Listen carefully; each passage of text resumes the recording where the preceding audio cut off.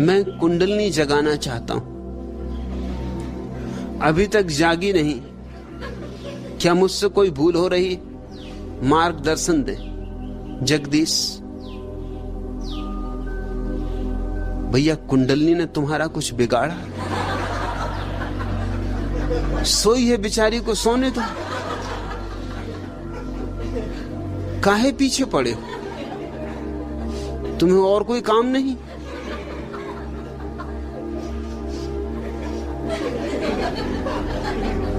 कुंडलनी क्यों जगाना चाहते हो? फिर जग जाए तो फिर आके कहोगे कब इसे सुलाओ। कब ये कुंडलनी जग गई, अब ये चैन नहीं लेने देती।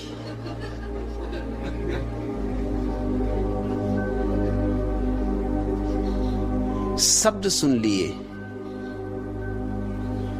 और शब्द सुन लिए हैं तो शब्दों के साथ वासना जुड़ जाती।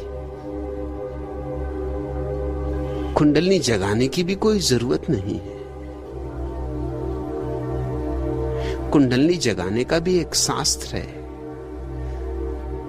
लेकिन उससे गुजरना आवश्यक नहीं। जीसस बिना उससे गुजरे पहुंच गए, बुद्ध उससे बिना गुजरे पहुंच गए, महावीर पहुंच गए। उस रास्ते से जाना आवश्यक नहीं, और उस रास्ते से जाना खतरनाक भी है।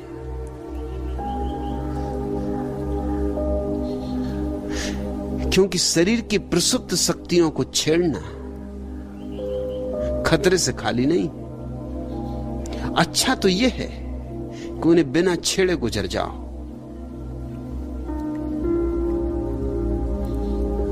उन्हें छेड़ने का सबसे बड़ा खतरा तो यह है कि हो सकता है तुम फिर उन पर काबू ना पा सको, तुम्हारे भीतर इतना बड़ा विस्फोट हो कि तुम्हारी समझ के बाहर पड़ जाए, और समझ के बाहर पड़ ही जाएगा। और तुम अगर नियंत्रण ना पा सको तो विक्षिप्त हो जाओगे।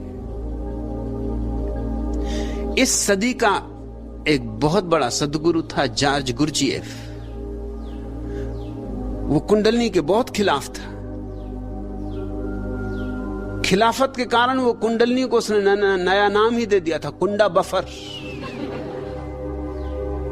बफर लगे रहते हैं ना, तुमने देखे हो ट्रेन के दो डब्बों के बीच में जो लगे रहते हैं उनको कहते हैं बफर। उससे कभी टक्कर वगैरह हो जाए तो डब्बे एक दूसरे पर नहीं चढ़ जाते। वो जो बीच में बफर लगे रहते हैं वो धक्के को पी जाते। ऐसे कार में ही स्प्रिंग लगे रहते, वो भी बफर है। उनके कारण भारतीय रास्ते पे भी कार चल सकती।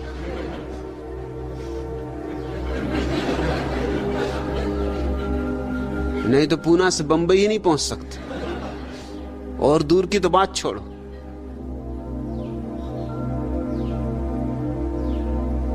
स्प्रिंग तुम्हारी चोटों को पी जाते, नहीं तो वो चोटें तुमको पीनी पड़ेंगी। मल्टी फ्रैक्चर हो जाएगा बंबई पहुंचते पहुंचते।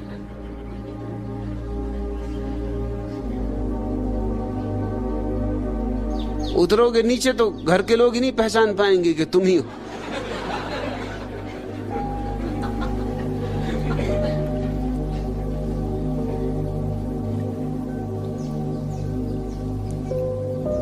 शरीर की एक ऊर्जा है जो शरीर और आत्मा के बीच बफर का काम करती।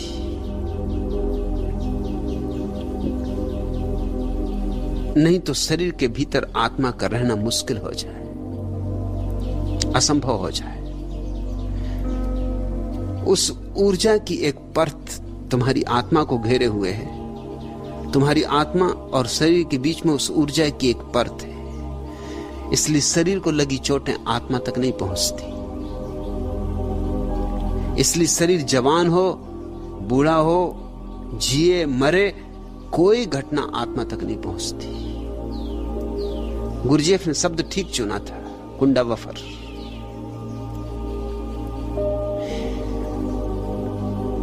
इसको जगाने की कोई जरूरत नहीं। इसका काम भली भांति हो रहा है। इसे जगा के भी स्वयं तक पहुंचा जा सकता है, लेकिन वो नाहक की झंझटें मोल लेनी। वो ऐसे जैसे वो कान अपना उल्टे घूम के सिर के पीछे से पकड़ने की कोशिश करे, कोई प्रयोजन नहीं। मगर योग की बहुत सी प्रक्रियाएं उल्टी हो गई इसलिए कठिन अहंकार को बहुत जचता है। सिर के बल खड़े तो बहुत जचता है, जैसे कोई महान कार्य कर रहे हैं। सिर्फ बुद्धू मालूम पड़ते हैं, मगर सिर के बल खड़े तो महान कार्य कर रहे हैं, शीर्षासन कर रहे हैं, शरीर को इर्छा तिरछा कर रहे हैं, शरीर को ऐसा आड़ा तिरछा कर रहे हैं कि कोई दूसरा न कर सके, और दूसरे न कर सके क्योंकि इसके लिए अभ्यास चाहिए। तो आप महात्मा हो गए, महान योगी हो गए, क्योंकि कोई दूसरा इसको एकदम नहीं कर सकता जो आप कर रहे हैं। ठीक उसी तरह कुंडलिनी का भी उपद्रव मोल लिया अहंकार नहीं। इसको जगाने से कुछ सिद्धियां उपलब्ध हो सकती हैं, और अहंकार सिद्धियों से बहुत प्रसन्न होता है। जैसे अगर कुंडलिनी को तुम जगाओ, उसकी जगाने की प्रक्रियाएं हैं। प्रक्रियाएं सब जटिल हैं और कठिन हैं, उलझन भरी, सुगम नहीं, सरल नहीं। इसलिए भारत में एक परंपरा चली है जो इसके बिल्कुल विपरीत रही, सहज परंपरा, सहज ज्ञान, जिसका कहना है किसी तरह के उपद्रव में मत पड़ो, क्योंकि छोटी मोटी चीजें पैदा हो जाएंगी। जैसे अगर तुम्हारी कुंडलिनी जाग जाए तो तुम दूसरे के विचार पढ़ सकते हो, मगर अपने विचार काफी नहीं है पढ़ने को। अब दूसरे की खोपड़ी का कचरा तुम पढ़ोगे, उससे क्या मिलने वाला है? अपनी खोपड़ी में ही काफी भरा है, इससे तो निपट नहीं पा रहे हो कि अब दूसरों के विचार पढ़ोगे। हां, थोड़ा बहुत चमत्कार लोगों को दिखाने लगोगे तुम। जैसे कोई आया और उसने पूछे नहीं कि समय कितना, और तुमने बता दिया कि 9:30 बजे, तो वो चौंके गए एकदम, क्योंकि पूछने आया था कि कितना बजा है। मगर इसका सार क्या है? पूछ ही लेने देते, क्या बिगड़ रहा था? इसके लिए कुंडलिनी जगाई, और कुंडलिनी जगाने में वर्षों लगेंगे, और ये काम तो क्षण भर में हो जाता। उसको पूछना था तो पूछ लेता। रामकृष्ण के पास एक आदमी आया जिसकी कुंडलिनी जग गई थी। वो बोला कि मैं पानी पे चल लेता हूं। कुंडलिनी जग जाए तो पानी पे चलने की संभावना है, क्योंकि कुंडलिनी तुम्हें पृथ्वी के गुरुत्वाकर्षण से तोड़ दे सकती है, मगर खतरे भी हैं उसके,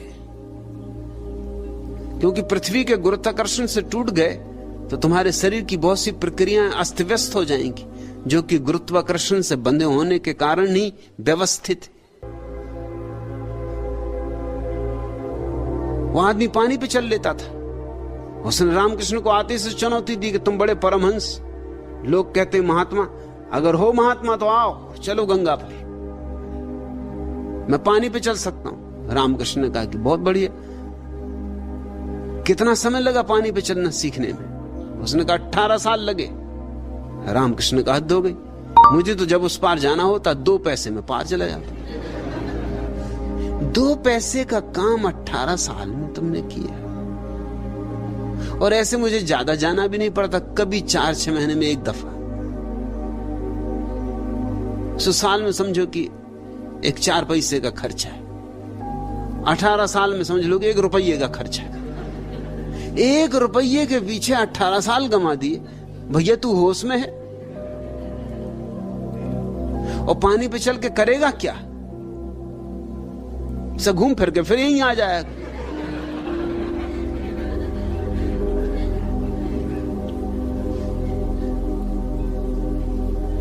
रामकृष्ण ठीक कह रहे हैं, मगर वो आदमी अकड़ से भरा हुआ था, वो अहंकार से भरा हुआ था। अब जगदीश तुम्हें क्या फिक्र पड़ी? कहते कुंडलिनी जगाना चाहता हूं। कुंडलनी तुम्हें सिद्धि देगी, ये तो सिर्फ एक संभावना है। ज्यादा संभावना तो यह है कि विक्षिप्तता देगी। इसलिए तुम अनेक साधु सन्यासियों को पागल होते देखोगे, और पागल हो जाने का कारण क्या होता है? उन्होंने जीवन का जो सहज क्रम है उसको तोड़ दिया। जो ऊर्जा किसी और काम के लिए बनी थी उसको उन्होंने मस्तिष्क पे चढ़ा लिया।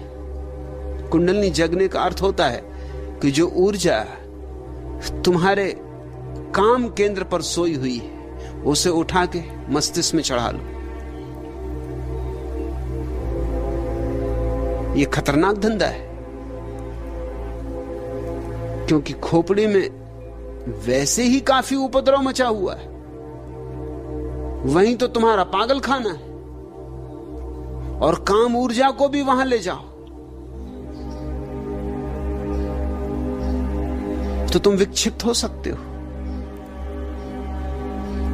कुंडलनी जगाने वाले अधिक लोग विक्षिप्तता में पहुंच जाते हैं, मस्तिष्क फटा पड़ता है, क्योंकि ऊर्जा संभाले नहीं संभलती, और ऊर्जा इस हालत में ले आती है कि फिर संगत असंगत कुछ भी नहीं सूझता। मुझे ऐसे कई लोगों को मिलाया गया है जो सिर्फ विक्षिप्त है, जिनको मानसिक चिकित्सा की जरूरत है, और उनकी बुनियादी भूल वही है जगदीश जो तुम करना चाहते हो। और एक दफा मस्तिष्क में ऊर्जा तुम्हारे सामर्थ्य के बाहर पहुंच जाए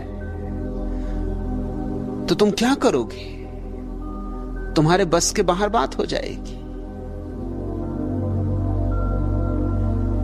कुंडलनी जगाने की कोई आवश्यकता नहीं है। यहां भी हम कुंडलनी ध्यान करते हैं, लेकिन प्रयोजन कुंडलनी जगाना नहीं, प्रयोजन कुछ और है। प्रयोजन है भीतर वो जो कुंडलनी की ऊर्जा है उसको नृत्य देना। प्रयोजन बड़ा अलग है। तुम्हारे भीतर जो ऊर्जा है अभी सोई है, या तो जगाई जाए,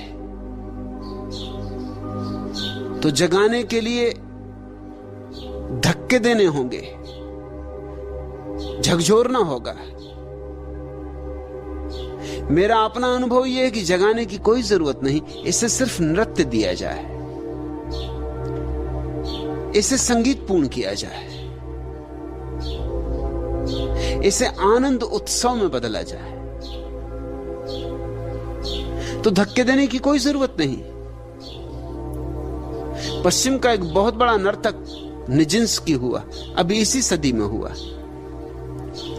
वो जब नाचता था तो कभी कभी ऐसी घटना घट जाती थी कि वो इतनी ऊंची छलांग लगाता था जो कि गुरुत्वाकर्षण के नियम के विपरीत है। वैज्ञानिक हैरान थे, ये हो नहीं सकता, इतनी ऊंची छलांग लगी नहीं सकती, लगनी चाहिए नहीं, क्योंकि गुरुत्वाकर्षण का नियम इतने दूर तक तुम्हें उठने नहीं देगा। और भी चमत्कार की बात थी वो ये कि जब वो इतनी ऊंची छलांग लगाता था और वापस लौटता था तो इतने आहिस्ते लौटता था जैसे कि कोई पक्षी का पंख आहिस्ता आहिस्ता डोलता डोलता हवा में तैरता तैरता नीचे आ रहा हो। वो भी बिल्कुल उल्टी बात है। गुरुत्वाकर्षण एकदम से खींचता है चीजों को, जैसे कोई पत्थर गिरे, ना कि कोई पंख। निजिंस्की से जब भी पूछा गया कि तुम कैसे करते हो, तो वो कहता कि ये मैं खुद भी सोचता हूं, लेकिन मैं करता हूं ये बात ठीक नहीं है, ये हो जाता। मैंने जब भी करने की कोशिश की तभी ये नहीं हुआ। करने की मैं कई दफा कोशिश कर चुका, क्योंकि इसका एकदम चमत्कार की तरह प्रभाव पड़ता, एकदम सन्नाटा छा जाता, दर्शक एकदम विमुक्त हो जाते, एकदम सांसें रुक जाती लोगों की, समझ में नहीं आता क्या हुआ। और मुझे भी बड़ा आनंद आता, अपूर्व आनंद आता, एकदम भीतर शांति हो जाती, जैसे नहा गया भीतर, जैसे आत्मा नहा गई। मगर जब भी मैं करने की कोशिश करता हूं ये नहीं होता। ये कभी कभी होता है जब मैं करने की कोशिश में होता ही नहीं, जब मैं नाच में लीन होता हूं, ऐसा लीन होता हूं कि मेरा अहंकार बिल्कुल मिट ही जाता है, तब ये घटना घटती। तो अब तो मैंने करना छोड़ दिया, निजिंस्की कहता था। अब तो जब ये घटता है नहीं घटता। एक सूत्र मेरी समझ में आ गया है कि ये किया नहीं जा सकता, सिर्फ घट सकता है। और घटने का अर्थ है कि मेरा अहंकार लीन हो जाए तो बस कुछ रहस्यपूर्ण ढंग से ये घटना घटती है। निजिंस्की अनजाने उस अवस्था में पहुंच रहा था जिसमें मैं कुंडलनी ध्यान के द्वारा तुम्हें ले जाना चाह रहा हूं। कुंडलनी ध्यान का वही प्रयोजन नहीं जो सदियों तक रहा है।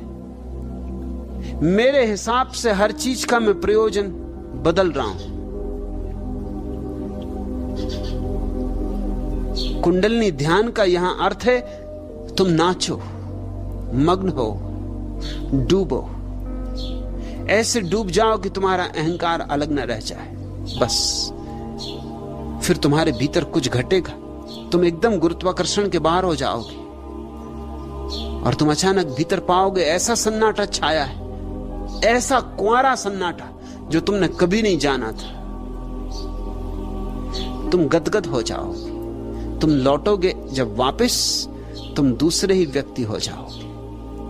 ये कुंडलनी जगाने की पुरानी प्रक्रिया नहीं, ये कुंडलनी को नृत्य देने की प्रक्रिया है। ये बात ही और है।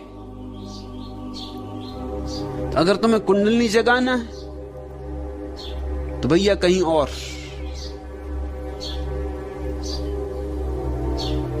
अगर कुंडलनी को नृत्य देना है तो यहां यह घटना घट सकती है और फासले बहुत है। कुंडलनी को नृत्य मिल जाए, भीतर की ऊर्जा नाचने लगे तो कोई खतरा नहीं है, तुम विक्षिप्त कभी नहीं होगे, तुम और भी ज्यादा स्वस्थ हो जाओगे। तुम्हारी विक्षिप्तता कुछ होगी तो समाप्त हो जाएगी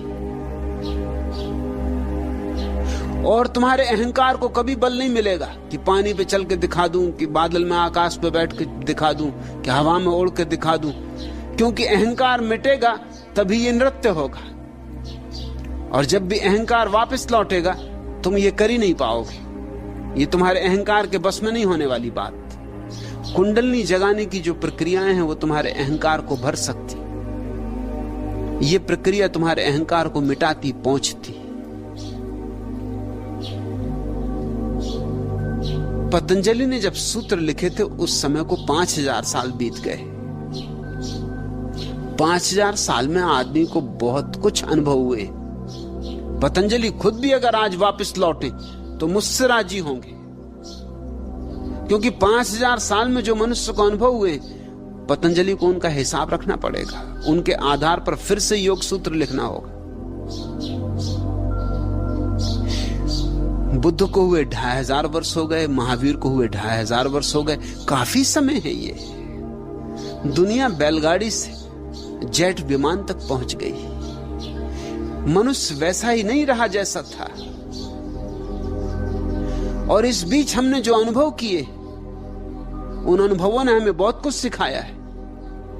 मैं जो भी ध्यान की प्रक्रियाएं दे रहा हूं वे अधुनातन है। अगर पुरानी प्रक्रियाएं भी उपयोग कर रहा हूं तो उनमें से उस सब को काट दिया है जिनसे तुम्हें खतरे हो सकते हैं, और उस सब को जोड़ दिया है जो कि इन 2500, 3000, 5000 सालों के अनुभव से जोड़ा जाना चाहिए। यह एक अभिनव प्रयोग हो रहा है। अगर शब्द मैं पुराने भी उपयोग कर रहा हूं, क्योंकि शब्द तो पुराने ही हैं, सभी शब्द पुराने, कोई ना कोई शब्द उपयोग करना होगा, तो भी मैं उनको अर्थ अपने दे रहा हूं। पुराने शब्दों के वृक्षों पर अपने अर्थ की कल में लगा रहा हूं। इसलिए तुम मेरे शब्दों को ठीक पुराने अर्थों में मत लेना।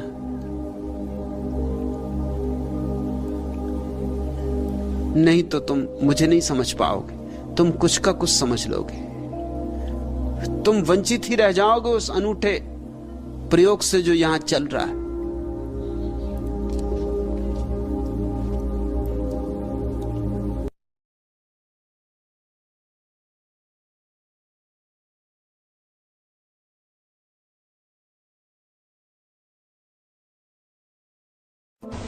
योगी होकर और दूसरे की निंदा करोगे। मद मांस अरु भांग जो भके, और अभी भी तुमसे मांस नहीं छूटा, मदिरा नहीं छूटी।